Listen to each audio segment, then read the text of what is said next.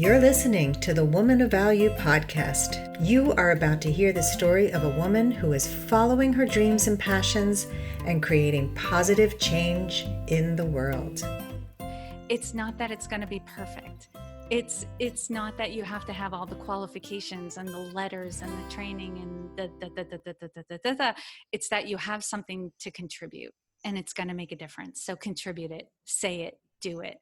Jodi Flynn is an executive leadership coach. She's a podcaster, an author, a speaker, a workshop facilitator, and a community leader for overachieving women who are rock star performers in their work, but they're at risk for burnout.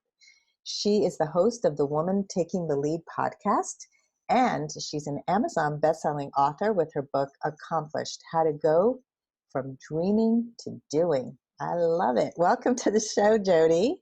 Sandy, thank you so much for having me. And thank you to those of you who are listening. I know Sandy and I are, have our heart set on providing a ton of value because that's what this podcast is all about. Absolutely. And Jodi had me on her podcast in one of her first years of launching. And I loved her so much that I reached back out to her when I started this podcast. We're going to start with your aha moment, the moment when you realized that you needed to make a change and claim your value. So please share the steps leading up to that change and the moment itself and what actions you took following that moment that helped lead you to the empowered, amazing life that you have today. There have been so many along the way, Sandy. I feel this is like you have to peel back the onion, but one that really stands out for me. So leading up to it, I was in a corporate career. I was an assistant vice president of corporate quality. We went through a couple of acquisitions, and right before this all happened, I had discovered the field of coaching. Now, I had a psychology background. I love psychology, but did not go into psychology because I didn't really see a career path for myself within it. Pivoted, did very well in corporate. Then I started to discover coaching, and I was like, wow, this is intriguing. This is something that didn't really exist or I was not aware of when I had first graduated from college. And so because of the acquisitions, our jobs were going to be outsourced. So I took the opportunity. I had researched coaching schools. And when I found out, the day I found out my job was going to be outsourced, my boss burst into tears and I got up and just hugged her. And I was like, I'm going to be okay because I think I know what I want to do. And it was a few weeks later, I found myself in a seat in Marlborough, Massachusetts, starting the first weekend of the live coach training. And that, I would say that weekend was all about, it affirmed my decision. I remember I was living in Maine at the time. So Sunday afternoon, early evening, I'm driving back to Maine, lit up and just like, yep, I'm on the right path. This is it. I love coaching. This is what I'm meant to be doing. But it was probably 2 months later when we had our second live weekend training, I saw how much I had advanced in terms of my skills and like listening and the coaching tools that we were being taught between the first weekend and the second weekend. And it was the light bulb moment, the aha, like, oh, I don't just love this. I'm really good at it. And the other people who were in the training with me validated that for me. They were, the comments and the feedback I was getting was like, wow, what have you been doing since the last weekend? Like they could see the advancement. And even our trainers said something like, we see something in you. You're very talented, that sort of thing. And it was so validating, so affirming. And I was like, to find something I loved that I was really good at. And as you know, Sandy, being a coach yourself, when you are coaching somebody and you can help them gain insight, get aha moments, transform their lives and receive value, like there's nothing better. There's nothing better than that. Wow. Well, I saw you completely light up here. So I know that what you're saying is so resonant for you, and I can totally relate. I remember my first weekend in coaching school, and I had made a choice to coach because I wanted to make a bigger impact in the world. And I'm curious, what were you doing in those 2 months between the first session and the second? It's really interesting because this has been a theme throughout. I actually worked on developing my intuition. One of my trainers was an intuitive coach, and I took one of her programs on how to just listen, trust where your intuition is coming from. For some people, it's from their heart, some people, it's from their gut. Some people hear things, see things, just know things. So, really gained more knowledge on what is intuition, where it comes from, how to know intuition versus, your inner critic. And I think through that program, I started to really trust my instincts when it came to coaching. It really gave me the go ahead to be bold, to ask certain questions, because the feeling I would get was, oh, this is coming from my intuition. I should ask this question. And Mm. so I think I was being a little more daring as a coach than some of the other people in my training had been thus far, right? That we Mm. all got to that place where we trusted ourselves and started to take some bold risks with the questions and, what we were reflecting back. And so I think it was really developing myself intuitively. And it's interesting you're asking this question, because recently I've had people ask me, what business books are you reading? What leadership books are you reading? What coaching books are you reading to become a better coach? And what's really funny is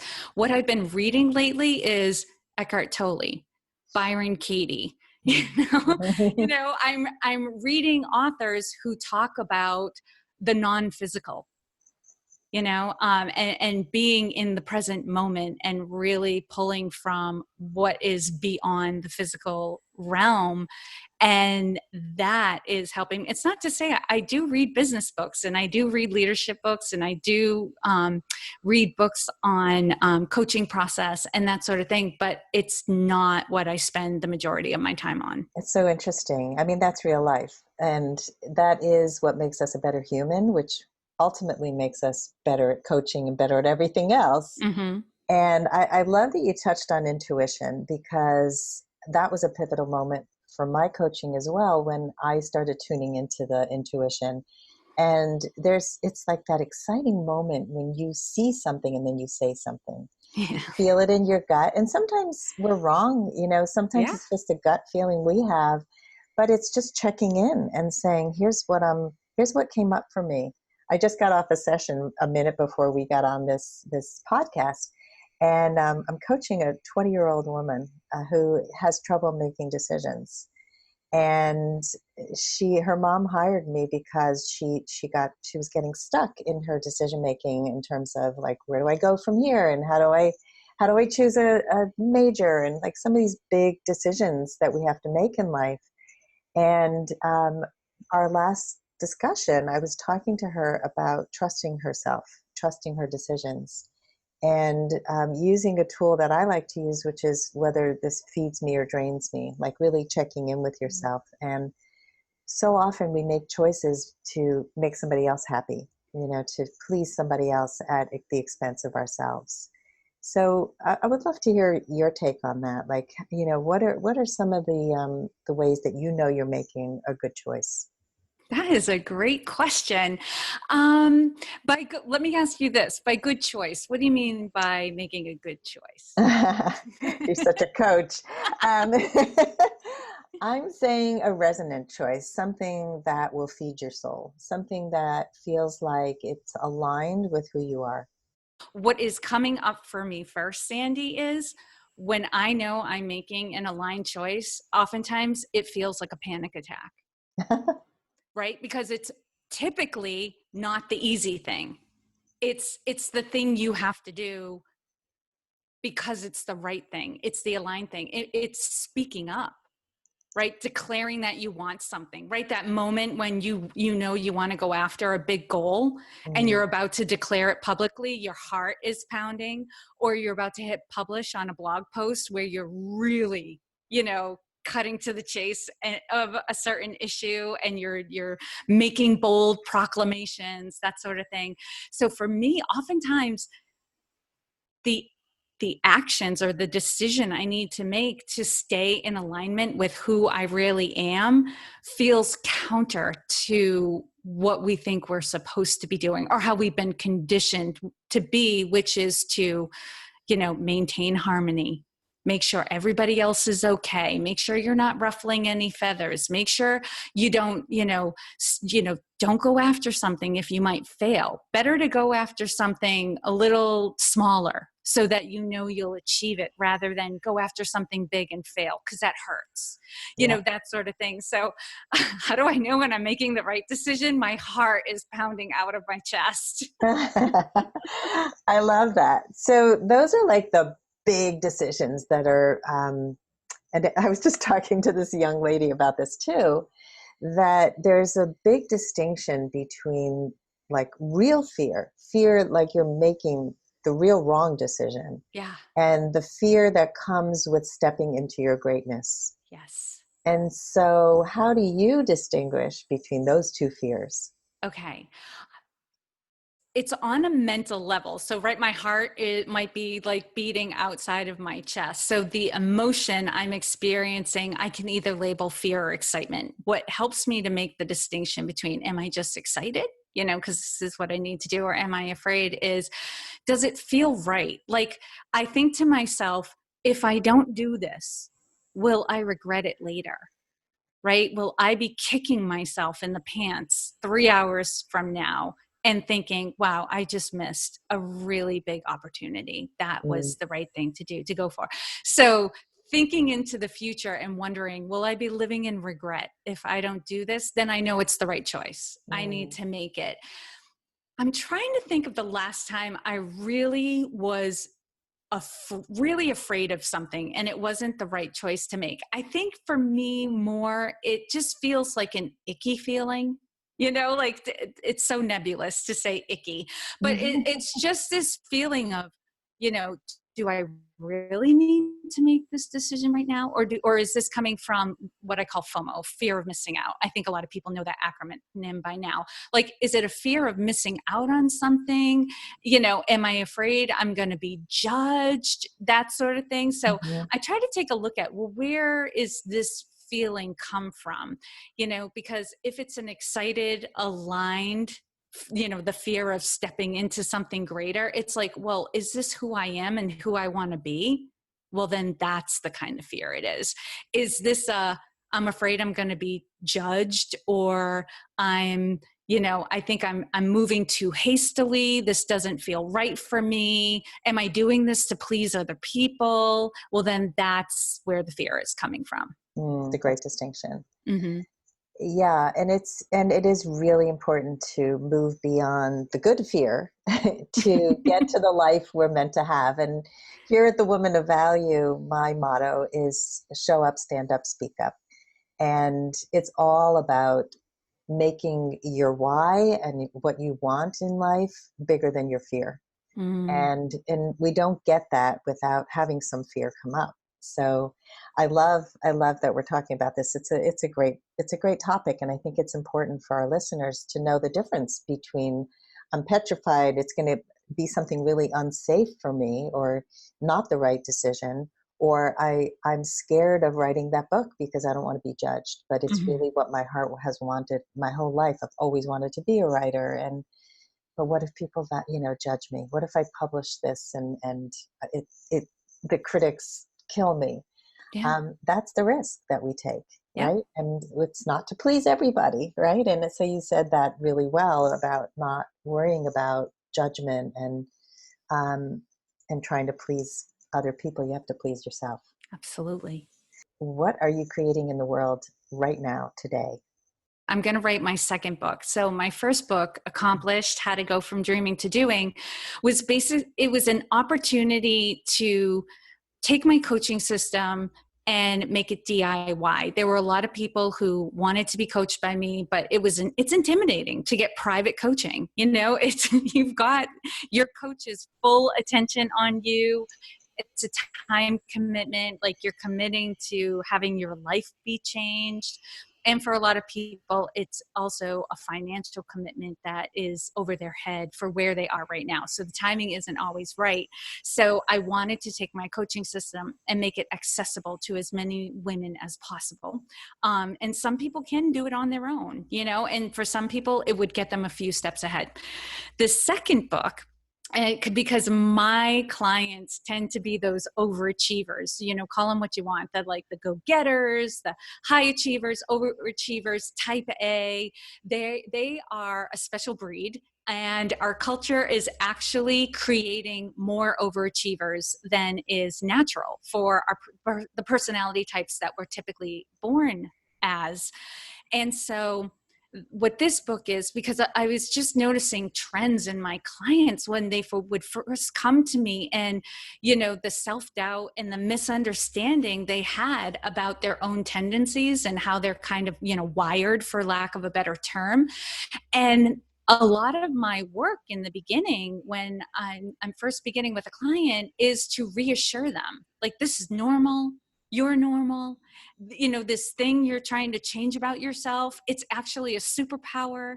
Don't change it. Here's how you want to do it differently so that it's working for you instead of against you.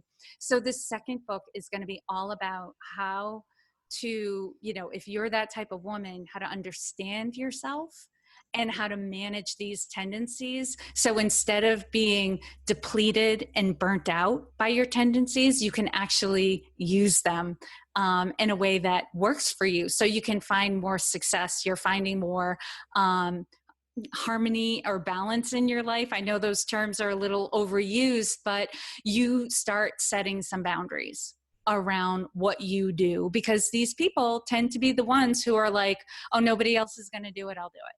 That sort of thing. There's a whole list of typical behaviors of these types of men and women, but I want this book to help them how to learn how to manage these things, so they're not the ones who are always doing things, and they're not getting burnt out, and they're actually able to take their natural tendencies and use them for the greater good. You use the word superpowers, which I think that we often see our supposed flaws as flaws, when in reality they are often our greatest gifts. And Ken Page talks about that in his book Deeper Dating. He's been a guest on my other podcast, and it's in dating we often are afraid to show our true self, and it's the same in life, in all parts of our lives. And vulnerability, the ability to really own our whole self and not reject the parts of us that we think are weak or not perfect. So important. And you're right, this has become like an epidemic. I think this book it's going to be so successful because we need it. We really need it. People are overdoing. I appreciate you saying that, Sandy, because with what we were talking about just before you asked me this question, when I started the outline for this book, my inner critic went wild. Even though I knew I wanted to write this book, it was good to write this book, I was excited about it, I can't wait for it to be published. And writing the outline, like the questions of, who do you think you are? You're not a PhD psychologist. You're not a neuroscientist. You're not a researcher. You're going to make all these proclamations, and all you have is anecdotes and your own experience. And I have a researcher working with me for this book too. But I was just like, the whole, like, who do you think you are to write this book? And I had to take a step back and remind myself, this is going to help so many people. Like you said, to embrace themselves wholeheartedly and appreciate all of the different facets of their personality and what they bring to the table. I'm like, this book has to be written. So pipe down, inner critic. I gotta get on with this. So it's so funny. I love it. Well, this is who I think I am. And it's a good thing. I know our inner critics are very silly. They, it happens to me every single time I create anything new. I mean, I just created a whole new website, a new podcast, new everything. And it's like, oh my God, this is so scary. Yeah. But I knew I had to do it. There was something pulling me to do this for years. And I had a coach who said to me, woman of value, Sandy, that is you. You must make this come to fruition. It's going to be hard. It's going to be scary, but it has to happen. And I think, it's like just quieting those voices and saying, I'm going to do this. So let's talk about the future. And I know this is going into the future because your book isn't published yet, but what is your vision for the future? And we want to know your dream for yourself and for other people. I was in the middle of my workout the other day, and I had this thought that, wow, I know who I am and I know why I'm here. There are people out there who are asking themselves this question, right? It's the age-old question. Why am I here? Why am I here? Why was I born? And I'm like, I'm so clear on that. Like that, it like caused me to burst into tears because it's such a blessing. And, in the future, I want to, this is my, I've known this since before I got my coaching certification. That's my role here, is to help other people realize who they are and why they're here, right? To uncover, like we're going to go back to what we've been talking about, embrace themselves wholeheartedly, really understand who they are at their core. And, it's a common quote out there, and it's been attributed to Wayne Dyer and many other sources, but the whole, you're not a physical being having a spiritual experience. You're a spiritual being having a physical experience. That's who I am. That's who you are. That's who we are collectively. And the more we tap into that and realize that and live that, life gets a lot easier. It gets more peaceful. It's not to say there are not challenges. There are new challenges. There are better challenges. There are enlivening challenges. But then you get very clear on, well, what's my work, here. And I put work, I'm going to put work in air quotes because, if you really examine it, it's a lot of fun. Like what I'm doing is a lot of fun. And it's only when I forget who I am and what I'm up to that it becomes work, right? With the book, when it became about my ego and what people were going to judge me and who did I think I was and it became very hard and very challenging and drudgery. And then when I reminded myself of the person who I'm writing this book for and how this is going to be freedom for them from the torment that they go through, about who they are and judging themselves, all of a sudden, this was not hard work. This was just what needed to be done, and I'm ready to do it. Getting that ego out of the way is the key. And it's so hard because the ego just wants everything to just stay the same and just be perfect and not to take any risks. But, just it's amazing what happens when we can get that ego out and get the work out, because you are helping so many people. And that's a beautiful thing.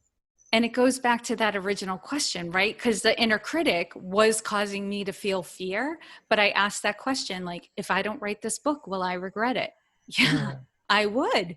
Yeah. And I'd think about all the people who probably could have been helped by it. Yeah, it's a great question.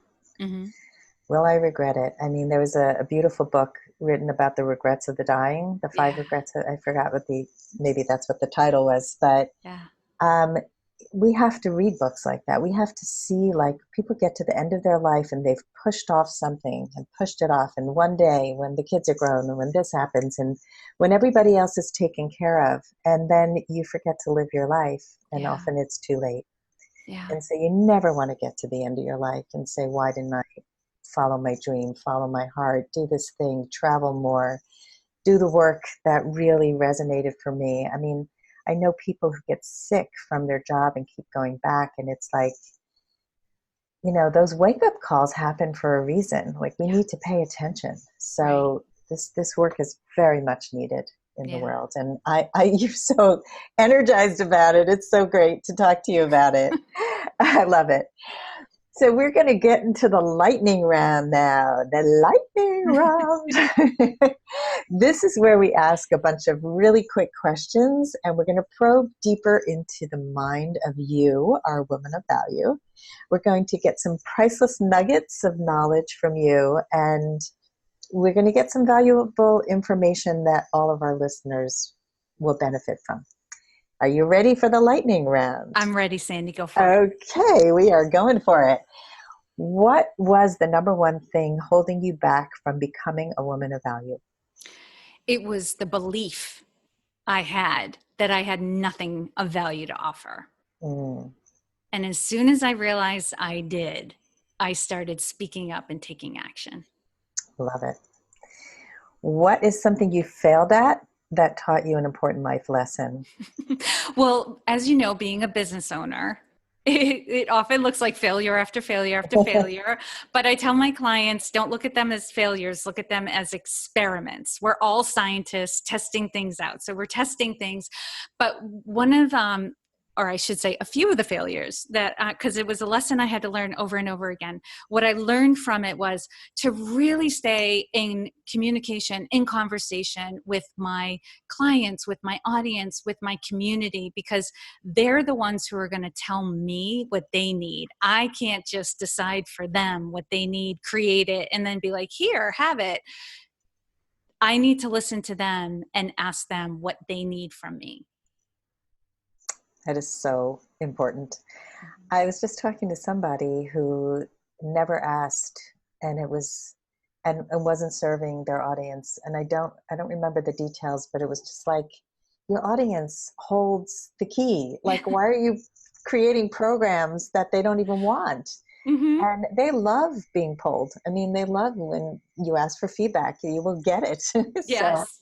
yeah, we have to stop assuming anything and just ask good questions. Yeah, I love that. And I love that it's not failure, it's experiments. We're all scientists. I think that's great. I'm going to use that one. I'm stealing it. Okay, so next question. What is the best advice you can give to a woman who has given up her value in the past and wants to become a woman of value like you? Mm-hmm. Baby steps here. And this is the thing. It's all about taking care of yourself. Start taking really good care of yourself, even when you don't feel like it, even when you think you don't deserve it or you haven't earned it, because it doesn't matter. You get to take really good care of yourself, because this is the thing. And this is why it's crazy important. And sometimes, we talk a lot about self-care, but I think we've gotten to the point where we dismiss it a little bit. There is a connection between how we treat ourselves and how worthy we believe ourselves to be. And if you are not taking care of yourself, you are sending an unconscious message to yourself and to other people that you do not have value. And when you do take care of yourself, right, the opposite happens. You are sending an unconscious message to yourself and to other people that you are worthy, you have value, and you need to be treated well. I love it. Just for clarity, what is self-care to you? Like when you say take care of yourself and treat yourself well, what are you referring to? I have my clients do a personalized self-care plan, and it runs the gamut. And it's not just your physical well-being, it's your mental well-being, emotional well-being, spiritual well-being, your finances, relationships, all of that. Self-care to me is about identifying those things that energize, renew, and restore you. And it's different for everybody. What restores an extrovert is not going to be the same thing that restores an introvert, and what may restore a child is not going to be the same thing that restores an adult. So it's about finding those things that put you in a good place and make you really happy. For me, it's often like a fantasy story. I'm a huge fan of like Harry Potter and Game of Thrones and that sort of thing. I want to be taken away to another place. But then I also love my chocolate, and my first, that one first cup of coffee in the morning to me is a treasure. And then also like connecting with friends. Like I can feel it. Like there are some people I talk to more often than others. I need to be connected with them. But then, if time has stretched by, I know I need to get back in communication with them and have a conversation.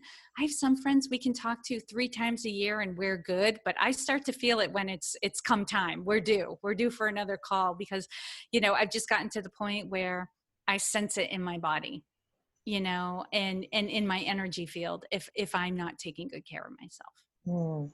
I love this. So it's really your own personalized self-care plan. And I like those words that you use: to energize, renew, and restore. And I know Mel Robbins, I have her journal, the 5-second journal.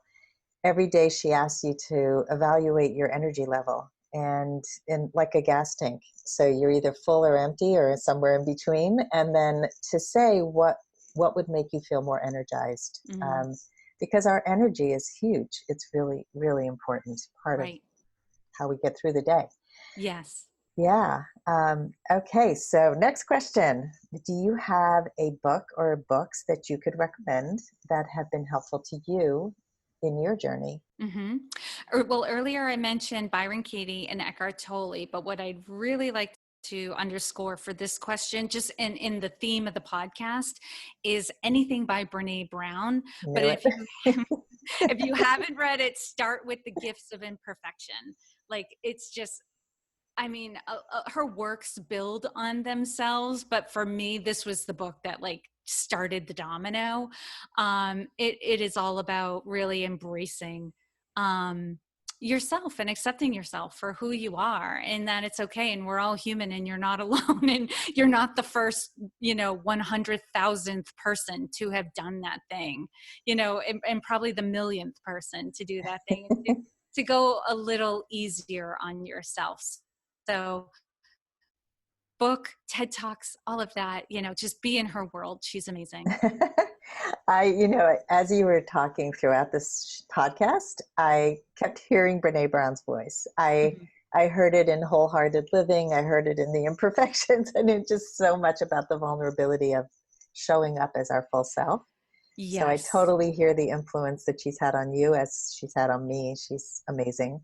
Yeah, especially because overachievers tend to be perfectionists and control freaks, and that is Brene Brown's personality. So she gets it. She speaks from that place of, living with really high standards and how we beat ourselves up and that sort of thing. So she is basically speaking to the heart of the type A woman when she writes her books.